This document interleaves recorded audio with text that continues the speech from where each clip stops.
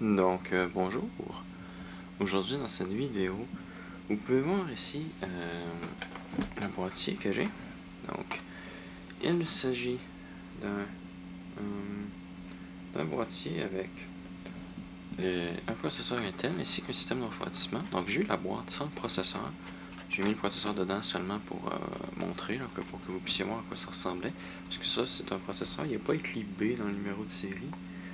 Ou je me souviens plus c'est trop quoi qu'il faut, mais en tout cas, il n'est pas écrit pour dire si c'est une version en boîte ou une version vendue au OEM. Donc,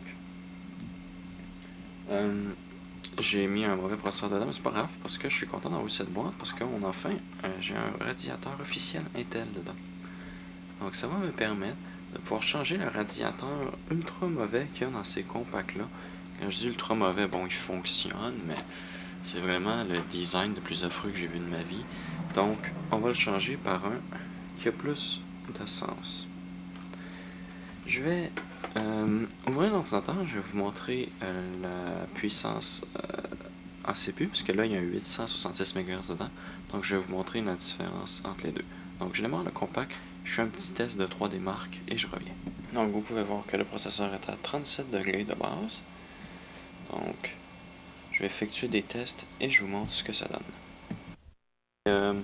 Pour ceux qui se demandent, on est en 800 par 600 à 100 Hz pour les tests, avec un FPS dans les 50 et 60, ce qui est magnifiquement bien, surtout pour un jeu le 3D Mark de 99. Donc j'ai hâte de voir ce que ça va donner avec un processeur à 1 GHz. On peut voir qu'on a un résultat de 6009 3D Mark et de 11931 CPU 3D Mark. Donc, on va sauvegarder le comparatif parce que dans ce programme-là, on peut avoir des graphiques assez intéressants pour comparer.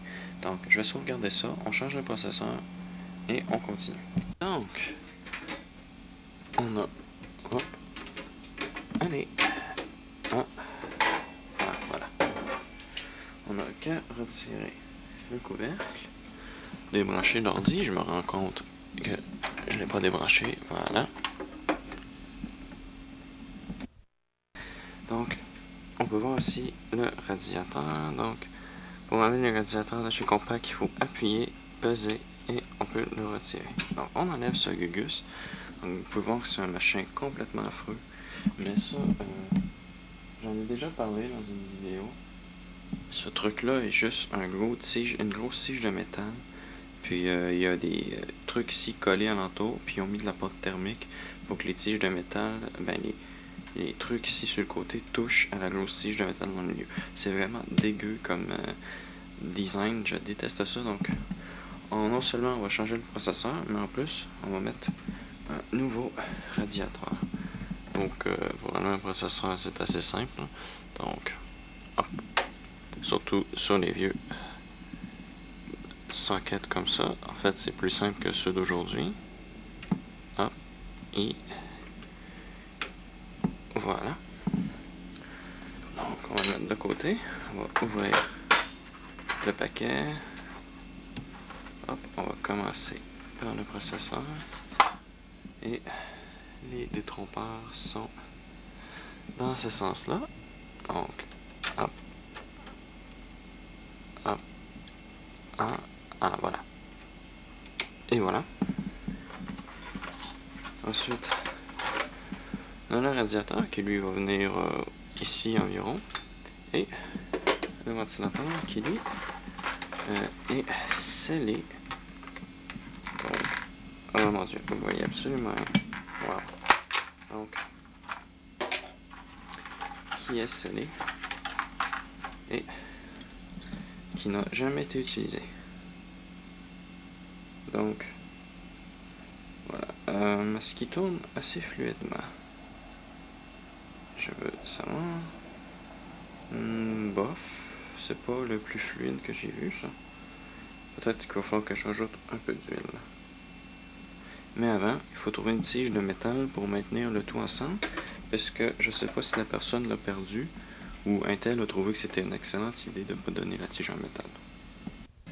J'ai ici un morceau de métal pour mettre le tout. Voilà. Que j'ai dû bidouiller d'ailleurs, puisqu'il ne rentrait pas. Donc, hop, ensuite on va insérer. On avait ça en temps. Hop. Voilà. Ça devrait tenir. Ouais, ça semble bien montré. On va mettre le radiateur qui va comme ça. Donc, c'est le fil pourrait s'enlever. Voilà. Et on va l'insérer délicatement.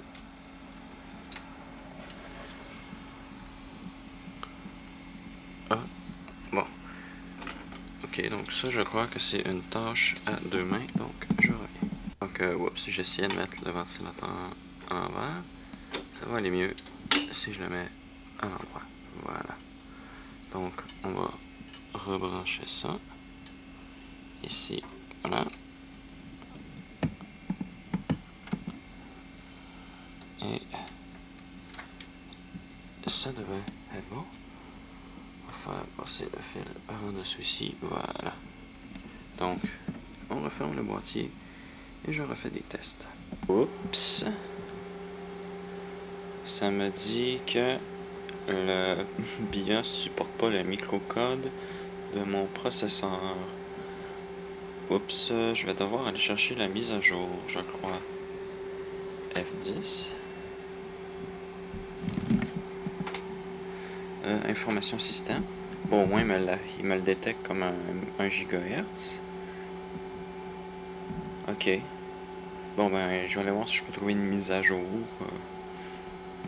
Donc, on peut voir que la ROM de mon système est la ROM de type 686P2, version 2.4.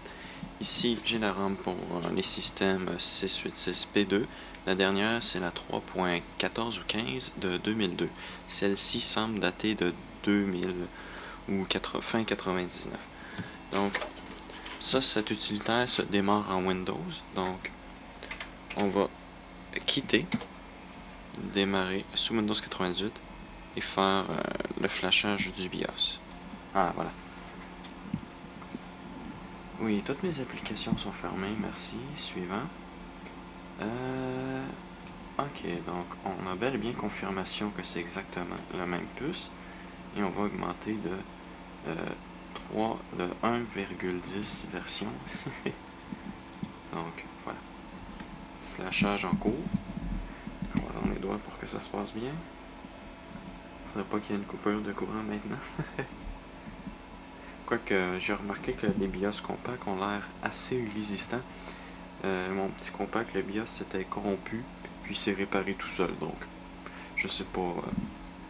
Ok, donc la mise à jour du BIOS était réussie, donc redémarrer.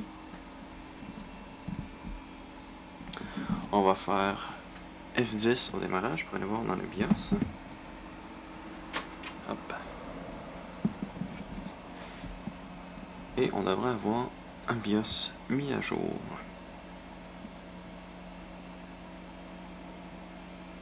Peut-être.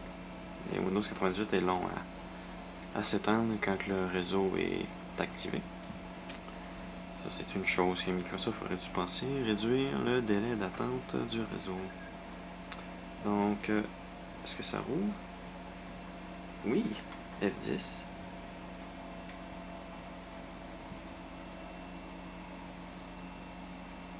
Ah, voilà.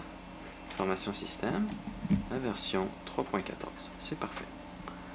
Donc, si vous vous demandez pourquoi que je me dépêchais autant vouloir faire la mise à jour, c'est que non seulement le compact me demandait à chaque démarrage de changer la version, mais aussi parce que le contrôleur ne savait pas à quelle vitesse faire tourner le ventilateur. Donc, le ventilateur tournait à fond complètement. Donc là, il faisait vraiment beaucoup de bruit. Là, il ralentit doucement, là, puis il devrait arrêter de faire du bruit bientôt.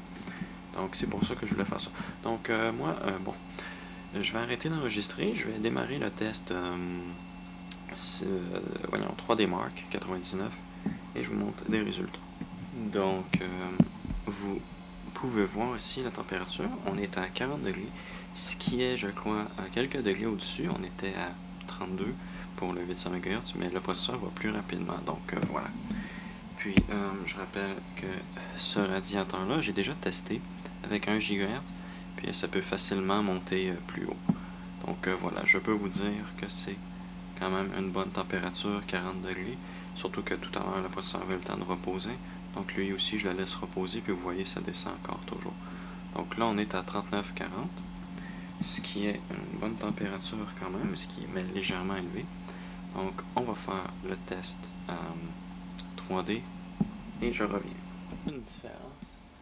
On est passé de 6001 à 6474 pour le 3D et de 11 000 quelque chose à 13 275 pour le CPU.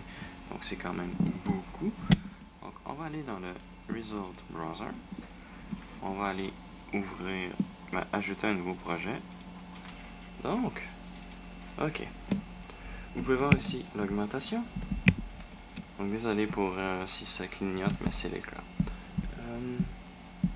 Vous pouvez voir ici, on est à 6400, donc on a une belle petite augmentation. Pour 166 MHz, on a eu 463 points de plus. Si on va dans le 3D, hop, on est passé de 11 931 à 13 275, ce qui est non négligeable, bien entendu. Donc non, on sauvegarde rien. Je vais laisser fonctionner la démo pour faire monter la température du processeur au plus haut possible.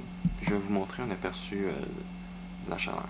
Et au maximum possible, 60 FPS pour le jeu. Ça, c'est en résolution maximum avec les graphismes au maximum. Donc, le test de une 3D Mark 99. Donc, franchement, cet ordinateur-là a une bonne capacité. Donc, on va aller tester. On va l'ouvrir. Voilà, Ada 32.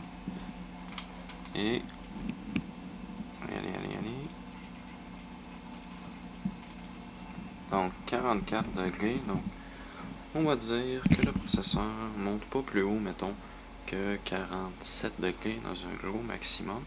Si on enlève la perte de température avec le sensor, donc on va peut-être dire qu'il y a... le processeur est peut-être à 55 degrés maximum. Donc, franchement, c'est une bonne température. Donc, le radiateur refroidit assez bien.